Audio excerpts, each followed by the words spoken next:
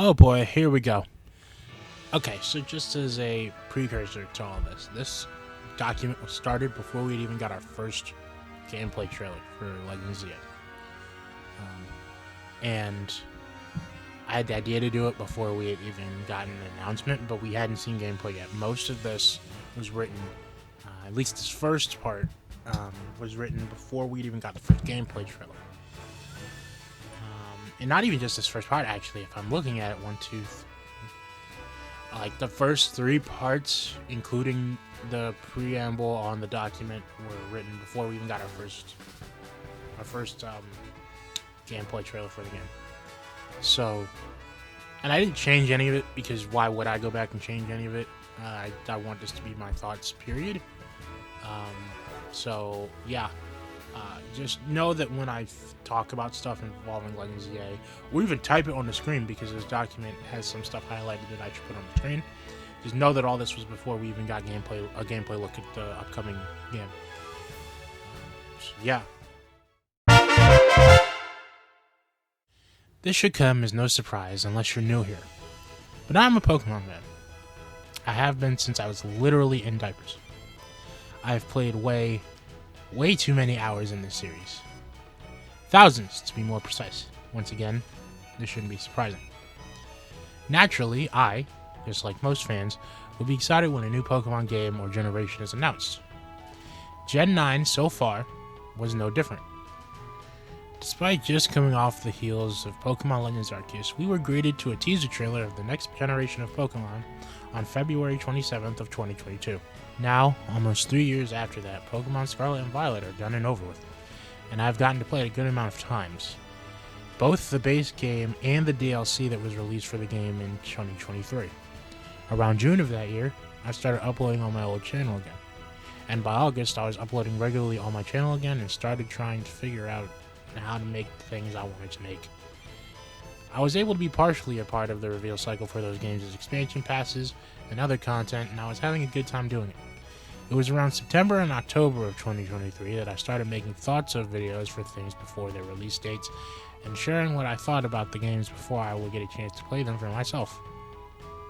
Something else I wanted to try doing was making something that was essentially a game review, which would be titled My Thoughts on Blank, with whatever else was needed. There were two videos that I wanted to make in that style before looking back to see if I still wanted to use that idea. One of them was released on October 23rd of 2024. The other is the one that I am writing and that you are watching right now.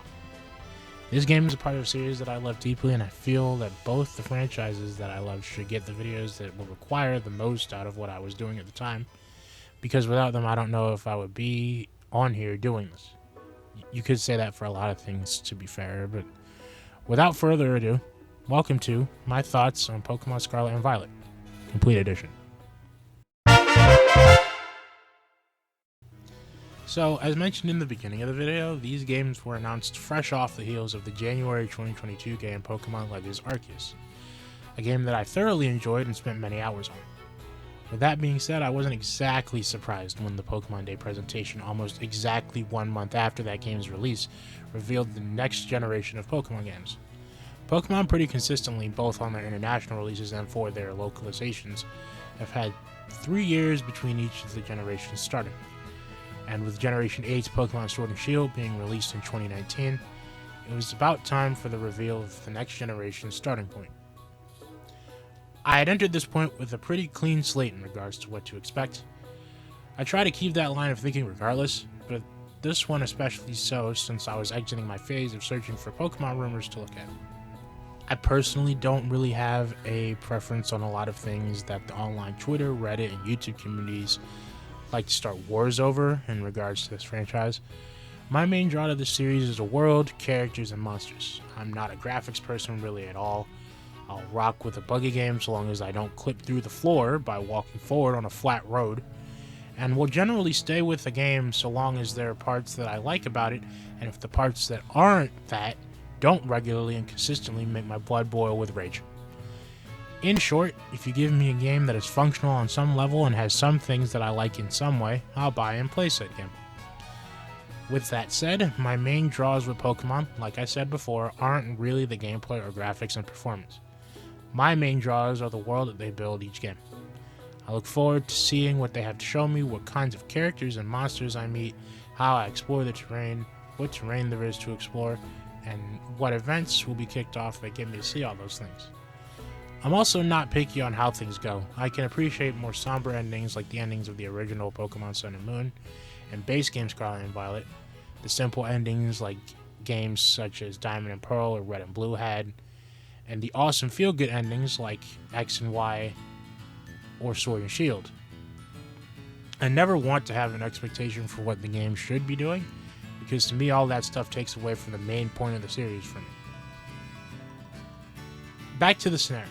There I was, waiting for the Pokemon Presents to start, and once it got to Scarlet and Violet's live action reveal trailer, I knew immediately this was going to be another one of the games that had to be put in my favorites list before I even played it. The emphasis on adventure that was heavily pushed in that one trailer alone really spoke to almost everything I talked about a little bit earlier. Seeing the large open areas was really fun for me, even if the textures and modeling weren't so great or even good by some standards, and even if I was seeing different parts of the games drop frames, I was still excited. This looks like a game that even if it doesn't perform the best, look the best, sell the best, or even play the best, it would still be giving me what I personally look for in a Pokemon game. A large world that had many different locations to explore and find Pokemon and trainers in. In that respect, Pokemon Scarlet and Violet had me hooked from the start. Now, of course, I waited to see if it would continue that trend for the other two properties that drew me to the franchise every game. Never making judgment calls too early is a good thing to live by. Over time, as we got new information on the characters, Pokemon, and even the world and game itself, I got more hooked with each passing trailer and news article that would come out about the game, even when it was something like the preview saying the game didn't run great. I was still ready for the game to release. I thought that the characters that were labeled as your friends were really cool, and that we were told just enough about them for me to either be intrigued by their mystery, or to see where they end up taking the character in general. The Pokemon were the same way. Being able to get a first glance at the legendaries was awesome, and seeing the evolution for Girafarig was incredible as well, given the fact that it was a Pokemon that I know wasn't on many people's radars who was getting love, and it wasn't the only one either. The new Pokemon were extremely cool to look at, like seeing Armarouge and Sterilage for the first time was an experience I struggle to put into words when I think about it. Once we had gotten to around September, the only thing that I felt could sway my mind about the game at all at that point was to just play the games for myself and see how they held up to me. So to set expectations real quick, this, just like the Sonic one, will not be a full summary and dissection of anything past this point. I'm just going to go down the line and talk about what I think about various things, and if necessary, I'll lightly summarize things.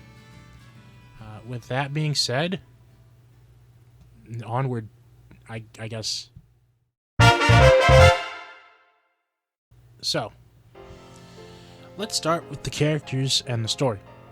To start with the story, this is one of the generations that may not be a massive, high-stakes story, even though the stakes do get really high at the end of both the base and DLC story arcs. But it's one of the generations that is really character-focused and has a lot of cool details both for the general world and the characters that you meet during the course of your stay in the Paldea region / Kizakami and Blueberry Academy.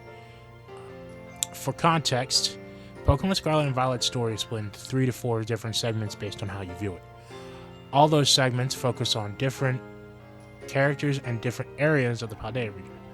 The DLC for the game, The Hidden Treasures of Area Zero, is more of the linear story from past Pokemon games, just set in the open areas that recent Pokemon is known for having. And the story is that, just split between the 2 parts of the DLC. Back to base Scarlet and Violet. The start involves the player character, who just moved to Paldea and is currently about to start their first day in school at Naranja / Uva Academy.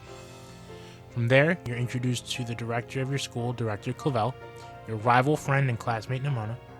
You find a weak Pokemon named Koraidon or Miraidon on a beach after falling down a cliff, meet Arven for the first time, walk to Mesagoza and save Penny from Team Star. From there, you get acquainted with the school and take part in a massive school project that sets the stage for the 3 main stories of the game. Now, the 3 main story arcs for the base game are titled Victory Road, Path of Legends, and Starfall Street. All 3 of these stories mainly focus on your classmates and friends, Nimona, Arven, and Penny respectively. The final story-based part of the game, being called The Way Home, brings all 3 of your friends together with you for something important. The first 3 stories all take place at the same time, during the Naranja/Uva Academy's treasure hunt event. During the event of these stories, we really get to see how these characters operate, and while all 3 of them seem a little off at first, you soon see why they are the way that they are once you get toward the end of their stories. I love all 3 of these characters pretty much equally, but I would be lying if I said that both Penny and Arven's stories weren't the better stories of the 3. Compared to how the 2 of them open up to the player the longer you follow the stories and with how much actually happens in them, Victory Road feels like there would have been more within it, or should have been more within it. To lightly summarize, Victory Road is your typical Pokemon progression of start Gym Challenge, travel the region in order to gain 8 Pokemon League badges, battle your rival along the way, challenge and best the Elite Four, and finally challenge and best the champion of the region. In some games, like this one, you end the Gym Challenge by facing off with your prominent rival to see who the better trainer is. This is Victory Road in a nutshell, and while we get to see Nimona much throughout this path, nothing more than seeing how eager she is to battle and seeing how top champion Guido sees her as a person and trainer happens during the course of the story, with 1 or 2 mentions of how our presence has changed Nimona's attitude for the better. This definitely needed something more conflict with someone, getting to see more sides of Nimona's battle-hungry tendencies. I feel like something more needed to happen, especially since you don't get the real reason that Nimona is the way that she is until post-game, when your friends are just hanging around the academy after the end of the game. I still love both the story and the character. In fact, despite the feelings toward the story, she's my favorite of our friends in the base game. With Arven and Penny so close in 2nd and 3rd, I would put them in almost the same place as each other if I had to visualize their places.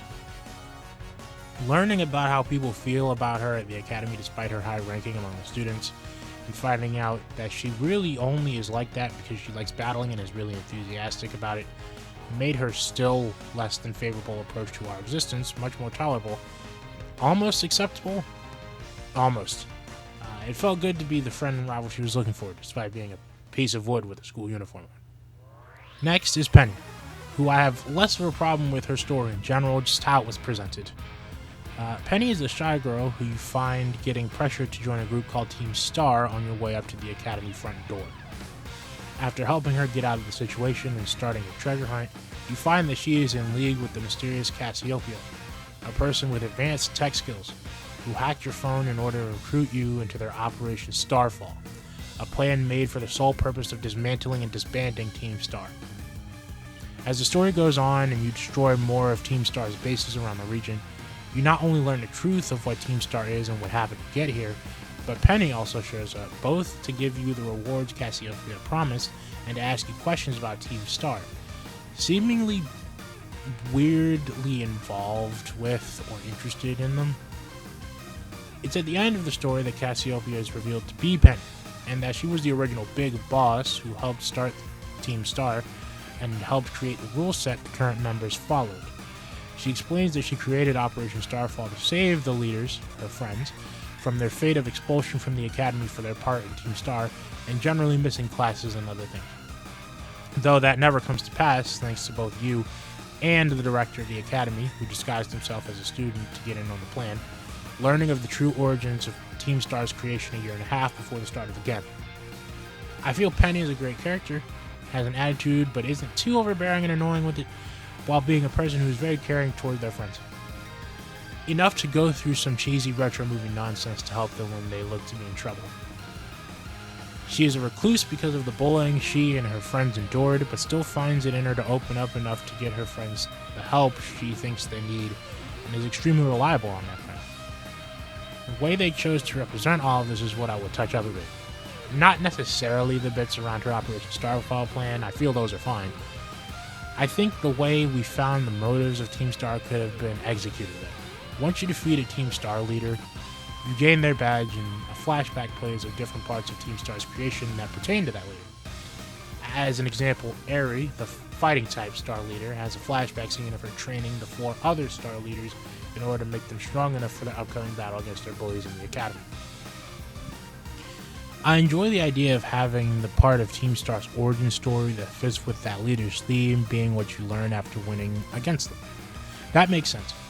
My main issue is that the flashback just starts with really no lead up most of the time. The thing is, I'm not entirely sure how else I would do this. It doesn't exactly make sense to have these people just start spilling the secrets of Team Star out after losing. Maybe more questioning from the director would do the trick. Or maybe this whole part of the experience could have just been restructured. All I know is currently, the way it is right now feels stilted, I guess. Finally, we have Arven's story. The only complaint that I have about his story is that I feel like there should have been more. That's all. What's already there is just about perfect in its entirety. I would have just wanted there to be more character moments. Given how the story of the overall game ends, it would make sense that this story would be one of the ones of the 3 base stories that knocks it out of the park. Seeing Arven's moments in the story as it goes on really makes the game's ending hit home. And on its own, it's still a really good story about a kid doing whatever it takes for his loved one. The detail he goes into about his home life and lack of family really makes him endearing, especially after his introduction at the start of the game. That's all I can really say about this part of the story without getting into the ending, which I'll do in a separate endings and extras part of the story recapping segment. I'll do both the main game and DLC ending then, so for right now we'll be moving on to the hidden treasures of Area 0. So, this story is more along the lines of older Pokemon games, where the story was more linear and you took your time exploring areas more. So it starts with the Teal Masks, where we are chosen to take part in a joint school trip between Naranja/Uva Academy and Blueberry Academy to Kitakami. Note that there are randoms with us instead of our friends. That's because the story takes place during the main game story, much like the Owl of Armor does in Sword and Shield. Moving on, we come into contact with Carmine and Kieran at the entrance of Mosui Town after being sent off to find some assistance for one of our motion-sick companions. Carmen rattles off some xenophobic stuff about us being outsiders or something and challenges us to a battle. Kieran tries to interject but gets shushed and ignored. After the predictable trouncing, the two get scared away by the caretaker who is overseeing the stay of the 2 schools' kids in the Kitakami Community Center. The next morning, the orienteering event officially begins with everyone splitting into groups of 2 and going around to find signboards detailing the folk tales of Kitakami, along with experiencing the natural beauty of the region and its culture. We, the player, get paired up with Kieran and we start our task, first going to Loyalty Plaza, home of the statues of the Loyal 3, and afterwards going up to the Kitakami Hall and going to see the dreaded den, the place where the evil Oni is supposed to live. That night, the Festival of Masks starts, and it's there that Carmine and the player meet Ogerpon for the first time, who drops her mask and runs away. Carmine insists that we keep the fact secret from her brother and try to get her grandfather to fix the mask in the morning. The next day, we go over to Carmine and Kieran's house to go meet with Carmine, who rudely shoos off her brother before asking her grandfather about the mask and the truth of the story that the area has told for generations. Their grandfather reveals that the story is inverted and the Loyal 3 suck ass. While this is happening, it's revealed that Kieran was listening and is seething. After going to find more signs with Kieran and calling it a day, we wake up to find out that Kieran has stolen Ogerpon's mask and wanted to give it to her himself. We catch up to him in Loyalty Plaza and battle him for the mask. We win and recover the mask, but something about Kieran's negative mindset at the time has given rise to the 3 demonic bastards, who quickly go off to find and harass Ogerpon. We find them at the entrance of her den, getting ready to jump her, and we step in and stop it from happening. From there, we track down and beat the Loyal 3, take Ogerpon's masks back, and escort her home. But she wants to come with us. We're okay with the idea, but Kieran is not, on account that he always wanted to meet and be friends with the Oni from the village stories, who is Ogerpon. We battle to see who she'll go with, and we win. Kieran is understandably heartbroken, but respects the agreement and Ogerpon's wishes and lets us battle and catch her. The next day, we meet and battle Carmine at Loyalty Plaza, and later learn that Carmine and Kira need to return to their school, Blueberry Academy, because their chaperone, Briar, who's really not important in the Teal Mask, has gotten her request for access to Area Zero approved, and they have to leave. Fast forward to the Indigo Disc, which takes place after Scarlet and Violet's base story. We get scouted as an exchange student to the very same academy Kieran and Carmine attend, due to Carmine, who's since become Briar's assistant, recommending us to their director, Mr. Serrano, who has created and runs the Blueberry Academy. Carmine reveals that her brother hasn't been the same since the incident in Kitsukami, and has become battle-obsessed to the point of entering, conquering, and ruining the BB League, a club of students that emulate the standard Pokemon League progression. She says that part of the reason we're here is to help get Kieran back to his old self again, after being accepted into the league through vote and battling our way through the BB Elite Four. We face off against Kieran and his newly formed Pokemon team, and swiftly defeat him, making us the new champion of the Blueberry League. Now, that was pretty hefty, and like said with the Paldea chapter earlier, the ending will be covered later in this video during a separate ending section. That recap was important because of how linked these two, soon to be three, are to the story and events of the DLC. While they may not be the sole focus of both expansions, the growth and change of both Carmine and especially Kieran are fundamentally intertwined with the events of the expansions and the ending to the Indigo Disc. On to the individual characters, Kieran is by far the standout favorite, from his innocent and shy start to his drastic, borderline crazy behavior in the brunt of the Indigo Disc expansion, to the end of the whole thing is entertaining. It makes sense, and really gets me invested on how his story comes to a close. Carmine is more subdued, since she really isn't the focus, especially during the Indigo Disc. However, I do find it really interesting to see her change specifically. It's not by much, but you can see her realize what her actions have done to her brother and express guilt from it. She tries to make up for said actions, even if she's still, well, her. It's such a sibling thing, even if it is a little heavy-handed in execution. I may not agree with how she acts toward others, but she cares. There's no way she doesn't. Moving on, Briar. Yup. Briar's a weird case, because her importance thus far has been stating that Heath, the person who led the first expedition into Area Zero, and the person who published the Scarlet/Violet book, which is extremely important, was her ancestor, acting as a chaperone during the joint trip while she researched the crystal pool and mentioning Area Zero a few different times. Things start to come together when she mentions why she has to leave at the end of the Teal Mask, saying she got confirmation that she could go down to Area Zero, but that's about it. Clearly she was important, but she hasn't done anything. Until now. Bouncing back to the ending of Base Scarlet and Violet, after completing Arven's Path of Legends story, Professor Sada/Toro, who are also Arven's mother and father respectively, will call the both of you and advise going to the lab in the South Province Lighthouse. There we get the task of making it down to Area Zero to assist the professor. Thanks to the 3 friends we helped during the early to mid-game, we make it down to Area Zero and shut down 4 locks that the professor asks us to shut down, and make our way to the bottom of the crater, finding out that the professor built a time machine to transport Pokemon from different times to the Paldea region. However, we need to shut the machine off because of the ramifications of introducing Pokemon that don't belong in Paldea to its ecosystem. This is not at all simple, however, thanks in large part to the fact that the actual Professor Sada or Toro died years before thanks to an attack from a Koraidon/Miraidon who intended on ending the one we had been traveling with in a territorial dispute. The professor that has been calling us and giving us advice the entire game, and the only version of Arven's parent he has seen in years, is an AI duplicate created by the original with the help of the Terra Crystals in Area Zero for assistance in creating the time machine. This AI cannot stop the time machine and is required to fight and stop anyone who tries.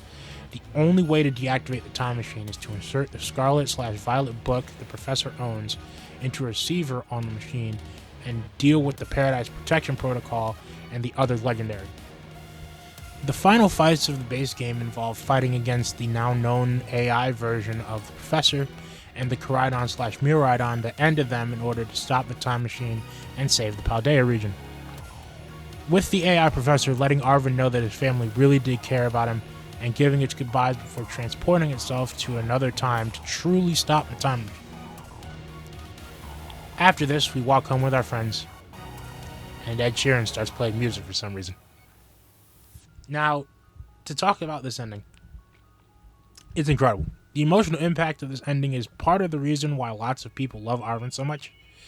The idea that his parents weren't neglecting him, well, at least not for the last few years anyway, but instead died years before and he never knew was something I kind of clocked in on before the ending actually happened, and for it to still land the way it did, even knowing that it was the case, says all it needs to be said about it. And that's ignoring things like the newfound bravery of our dragon friend for the final fight between two legendaries of the same species, or the battle with the AI and its haunting music before that. The entire ending stuck the landing and in turn made Arven's story stick its landing as well. Alright, now back to the Indigo Disc. Area Zero returns for its ending, which is why I wanted to wait till now to talk about both endings. After becoming the newly crowned BB League champion, we get called to a classroom along with Carmine, Kieran, and Drayton, one of the BB League Elite Four members, to talk with guests at the school. Those guests are revealed to be top champion / academy chairwoman Gita, or Gita, however you say her name, and Elite Four member Rika, who inform us that we were chosen to go along with Briar into Area Zero, basically as protection, with our previous excursion into the crater being cited as a reason for our inclusion. Everyone but Drayton agrees to go, and we go back to the crater in Paldea, along with Kieran, Carmine, and Briar. We make the descent to the bottom of the crater and into the Area Zero lab using the Indigo Disc we acquired from Chairwoman Gita. We go further down to Area Zero than we did before using the elevator in the lab. This brings us to the Area Zero Underdepths, a place far below where we were previously. Here we find more Terra Crystals and naturally occurring instances of the Stellar Terra type. Eventually, we come across a unique crystal, and Kieran's reason for coming here is made clear. He wishes to acquire the power of the hidden treasure of Area Zero and use it to win against us after the non-stop L's. The treasure turns out to be a Terrapagos, a member of an extremely endangered species of Pokemon who utilize terrestrialization and could potentially be the source of it. The little creature awakens, and we are the first thing it sees. As it attempts to wig its mate toward us, Kieran throws a Master Ball at the Terrapagos and captures it. He challenges us to a battle and loses. Afterwards, Briar suggests using the Terra Orb on it. Kieran does, and it causes Terrapagos' power to go out of control, and it defies Kieran and shatters the Master Ball it was kept in. The player tries to defeat the Pokemon, and with the help of Carmine and eventually Kieran, the Terrapagos is defeated and caught, stopping another catastrophe from starting in Area Zero. We head back to Blueberry Academy with Kieran apologizing for his actions and wanting to be friends with us again. Again, another hefty one, but it was, again, important for me to recap that. This is where Briar becomes important and where the story of Carmine and Kieran, at least the character stories, comes to an end. Here is where Kieran has to face the fact that he most likely won't ever be as strong as the player, and that obsessively and destructively pursuing said impossible task was hurting the people around him. It was here that Carmine truly settled into her less shit personality as well, and by the end of the story, both of them seem to be in a better place mentally than they were, both in the beginning of their story and from where the Indigo Disc started. I enjoyed this part especially. Another cool and climactic fight in Area Zero with our new friends, and seeing their stories conclude where our other friends did was interesting to see. I was genuinely happy to see Kieran come around again, and I was glad to see Carmine stop being as much of an ass as she was before. The only iffy part was Briar, and that was only because she wasn't all that important until the tail end of the last DLC part. Her obsession with Area Zero and Kieran's obsession with strength put us and the safety of Paldea at great risk, and seeing them overcome it and acknowledge their shortcomings was satisfying to see. Proof of character growth. This is not the end, however. as there was an epilogue for the game and its DLC titled Mochi Mayhem. This story is short, so this will be 2. Sometime after everything in the base game and when the DLC settled down, our friends from Paldea visit our house and stay over. While they're there, we receive a letter from Kieran saying that he'd like to see us again and that he sent over multiple tickets to Kizukami so that we could come over and bring others if we wanted to. When we land in Kizukami, we find Kieran at his house and he claims that things have been crazy at home. After introducing him to our Paldean friends and having Nimona basically drag him off for a battle, Carmen shows up acting exceedingly weird and she has to be brought home. After dealing with her, we go back to the community center and decide to watch something and make finding the remote into a game to see who gets to decide what we're watching. Once the remote is found, however, we realize that Nimona went missing and we go outside to look for it.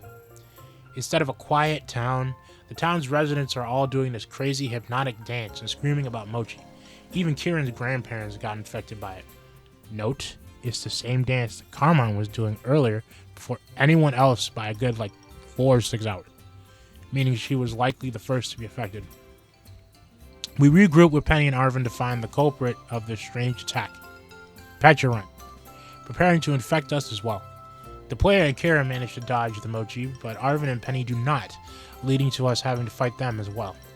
After defeating our controlled friends, we chase Petulant along with Kieran and corner it in Loyalty Plaza. Unfortunately, not only does Petulant have a controlled Nimona waiting for us, but we get reverse cornered by the controlled residents of the town and our controlled friends. Kieran does his best to hold back the Hypno crowd while we defeat Nimona and beat and capture the Petulant, ending the epidemic and bringing peace back to Mosubi Town. Our trip ends several days later, and we head back to Paldea with our friends. I really enjoyed this epilogue. I love getting to see both our groups of friends interact with each other, and the events of the story itself are sillier than the rest of the campaigns, and I feel like they needed to be. As cool as it would have been to get an epic ending that brought us and all of our friends together for something, I also enjoy the everything is winding down and not as serious anymore feeling this gave off. It's a nice comedic way to end the stories of Pokémon Scarlet and Violet. Now, there are some smaller things, like the Team Star event in Naranja/Uva Academy, about them figuring out what they're going to do with their lives eventually, building relationships with the school faculty by helping them out with their problems and answering their questions, and especially the Crystal Pool Terrapago scene. But they would take up even more time even though they're small. However, what I can say about the 2 big overarching events is the same as these smaller ones. They hit character and world building out of the park in this game. Every one of these characters kept my interest from the moment I saw them till the end of their stories. I ended up caring about each and every one of them, which I think is a sign of good work in the writing sense. Learning the details about each of the school faculty and friends we made in our journey made the big events carry more weight throughout the entire game for me. Scarlet and Violet, character and story-wise alone, has pretty much cemented Gen 9 in my favorite generations category. Not surprising, really, but it's impressive for only the first pair of games. And it's not even done yet. So, this is going to be pretty short, mainly because it's a main series Pokemon game. If it ain't broke, don't fix it. That's what the Legends sub-series is for. Just like other new entries, this game introduces some new mechanics and gameplay features.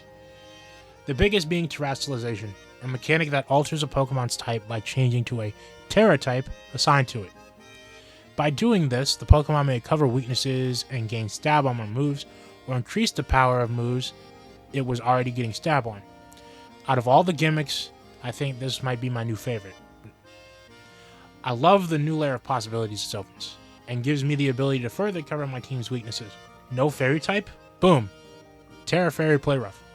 Want more power in your fire type moves that already get stabbed? Increase the 1.5 times damage to 2 times with Terra Fire. Have a crippling weakness to fighting? Boom, Terra Flying. And that's completely ignoring the new move, Terra Blast. See, some Pokemon may not get a move that they can use to maximize their Terra state. Terra Blast is the answer. Terra Blast is normally a normal type move. When a Pokemon is terrestrialized, however, it becomes the same type as the Pokemon's Terra type and switches between being a physical or special move based on which of the attack stats are higher on the Pokemon using it. For instance, Flareon gets approximately no good physical fire moves. Flareon itself is a species that excels in physical attacking, and is fire type, which means no good physical stab moves. Terra Blast will become a physical fire type move if Flareon terrestrialized into a fire type, and it's 80 base power.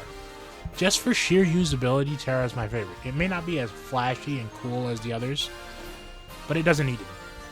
Everything else is pretty standard.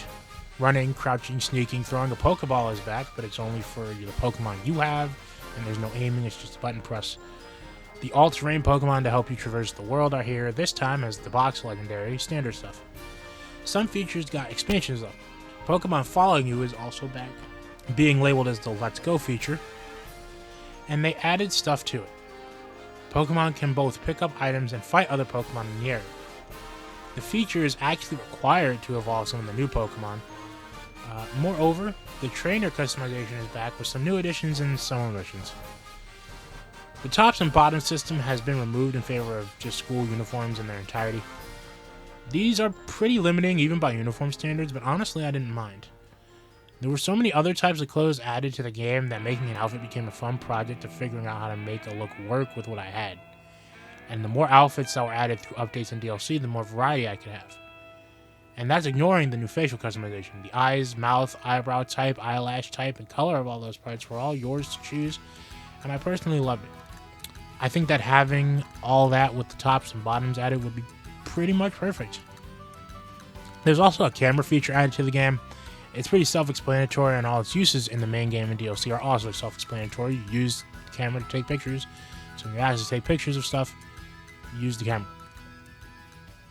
The DLC adds some more things, though. In the Teal Mask, a berry minigame was added. You collect the asked amount of berries in each round within the time limit by popping balloons. A few rounds in, you must also start defending your collection of berries from Greedent trying to eat them. You keep going until you make it through all the rounds, or you time out on a round. You get Mochi based on how well you did and how many of each kind of berry you picked up. These Mochi are helpful in increasing and erasing base stats, really good for Pokemon stat building. The Indigo Disc added more things to do, with decorating the BB League Club Room, adding the ability for your Ride Dragon to fly, and finally, and this one's big, at least for me, syncing with and controlling your Pokemon in the Terrarium in Blueberry Academy. This last one's my favorite, because I'm way more into action-oriented features in games. You can even fly as the Pokemon who are able to fly. It's really interesting lens to see the Terrarium in. The features added in the expansions are fantastic, and on top of all of that, raids make their return. And in my opinion, I like them better here. There are still some infuriating aspects, however. Most things like the shield cutscene and the running out of time animations just waste time. And the glitches in this mode, like the actual timer and visual timer bar being distinct, leading to timing out when the bar says there's time left, is beyond infuriating. But I really do enjoy taking on the 7-star raids when they happen and work correctly, which is most of the time. Their time limit makes it more possible to come back from a knockout than the previous fainting system from Sword and Shield, again when it works, and gives more of a chance for certain strategies like Rage Fist and Supreme Overlord based strategies that focus more on building things up over time rather than trying to stay alive. Overall, good gameplay at its core, just janky as hell, mainly just more of the same.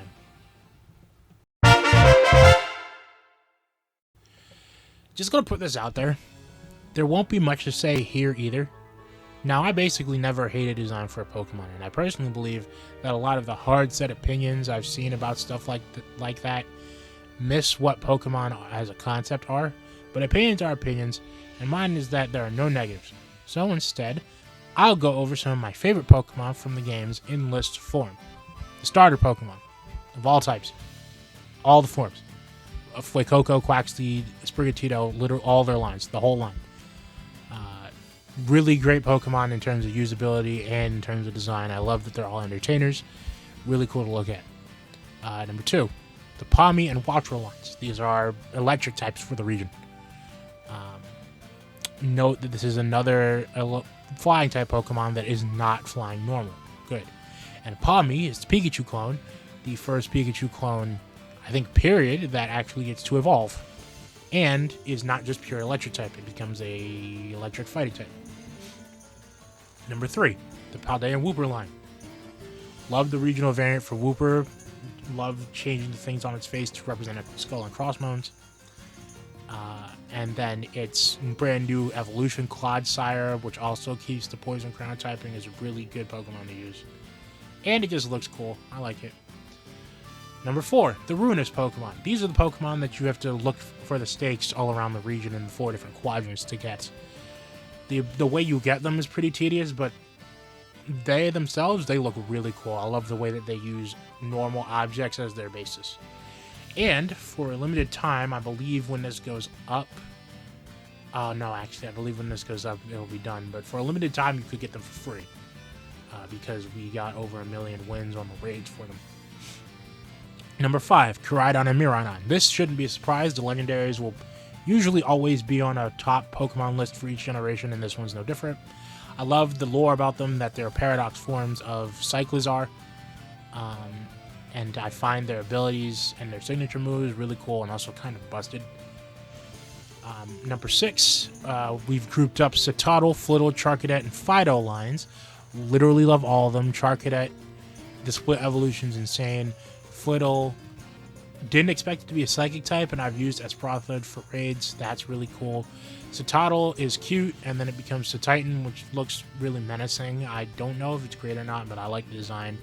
Fido is just a good Pokemon. Again, cute, and it actually has a use case, and its ability makes it so that if it gets hit by fire-type moves, instead of doing damage, it raises defense. So, pretty good.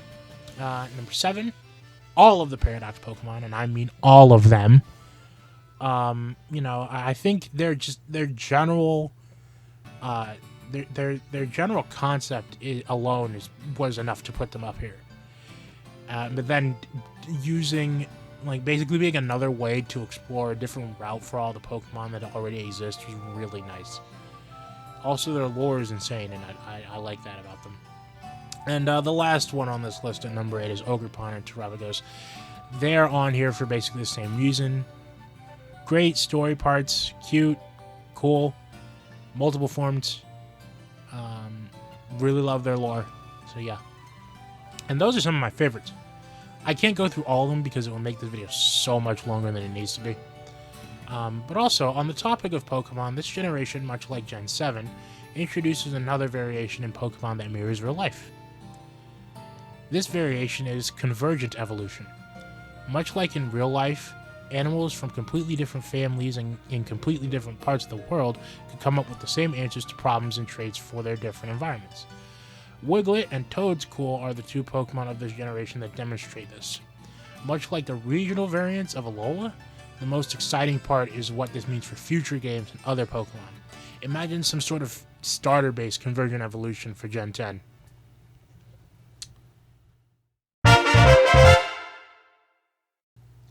So, the setting of this game is called the Paldea region. We mentioned this already. It's a region based on Spain.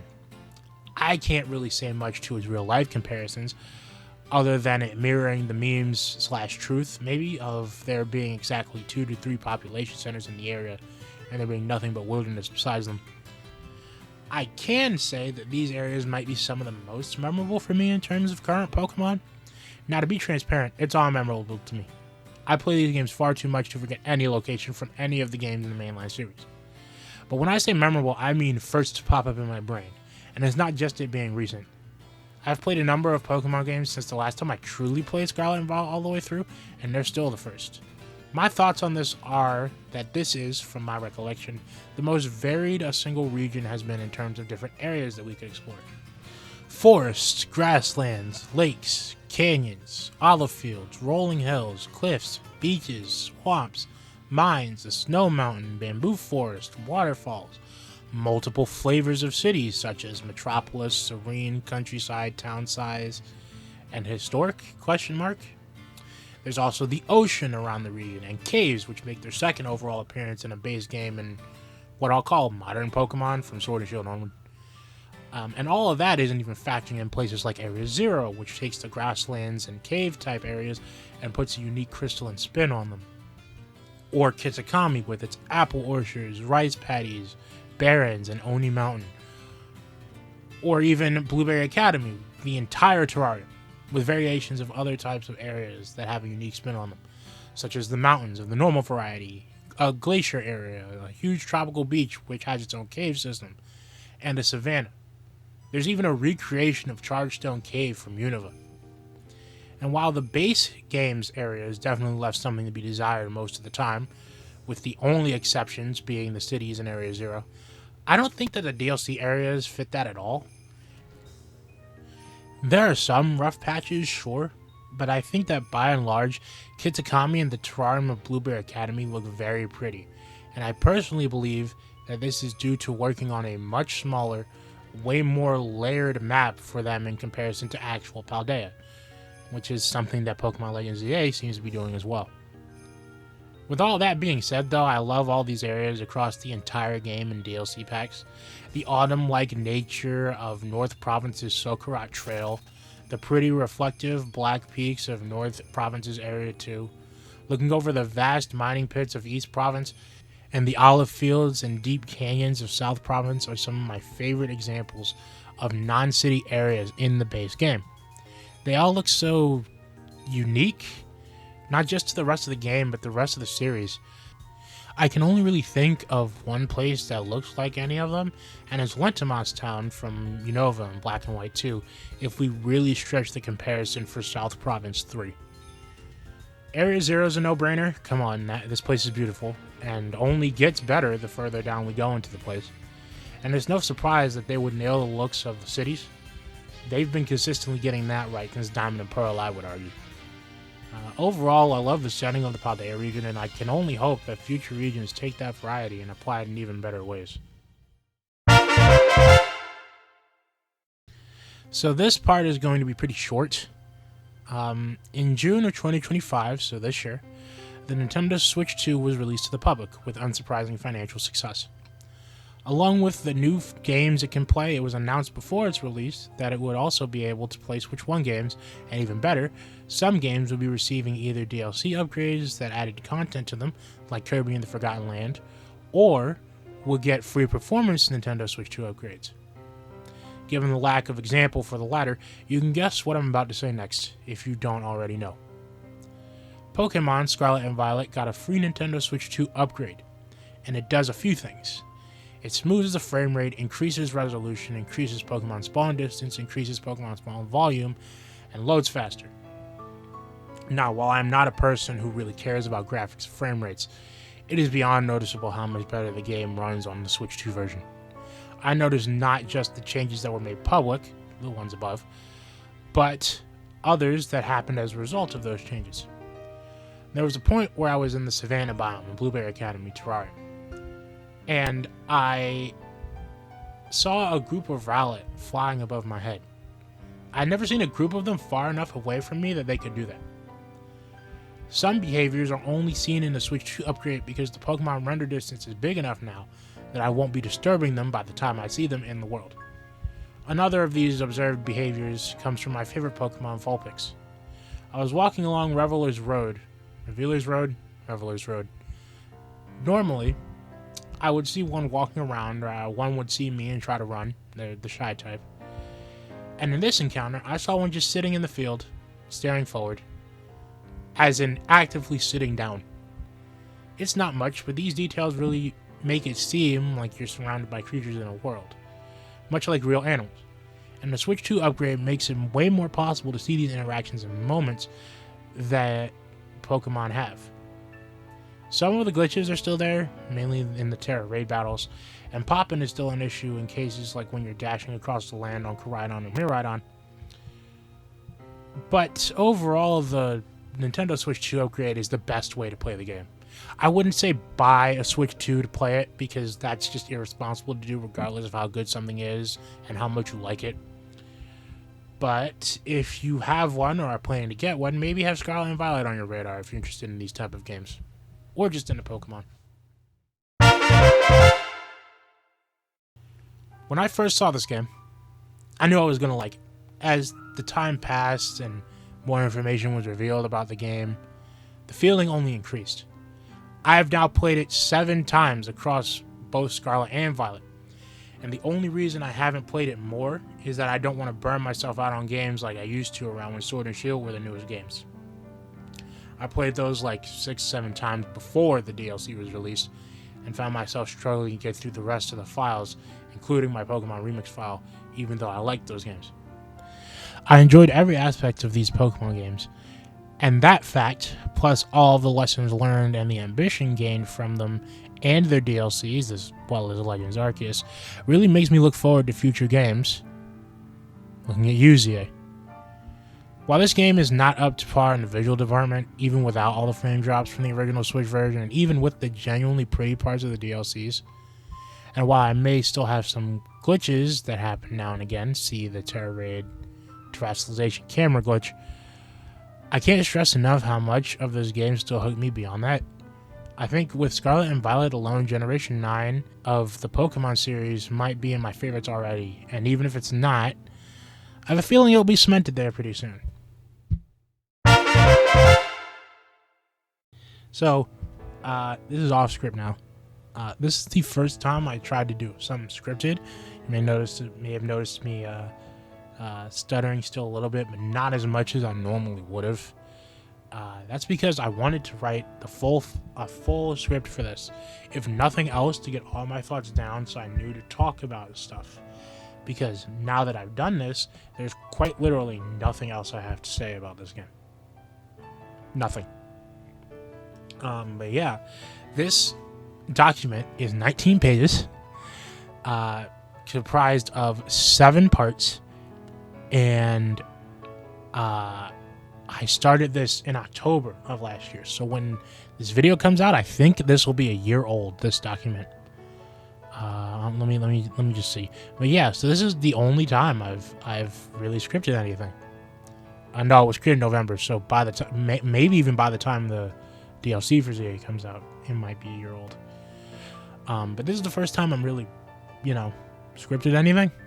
I usually try to be, just speak, because I hated reading my papers and stuff when I was in school.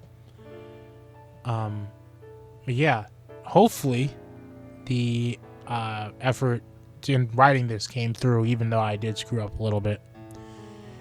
And yeah, so when this video is coming out, we're a week away from Pokemon Legends ZA. As seen in the conclusion, Gen 9's already probably in my favorites. If it's not, I have a feeling ZA will probably put it there. So yeah, that's about it. Now I can finally stop with the pre-production, with this part of this, and actually get to editing this so I can put this video out. So thank you for watching, and have a great rest of your day.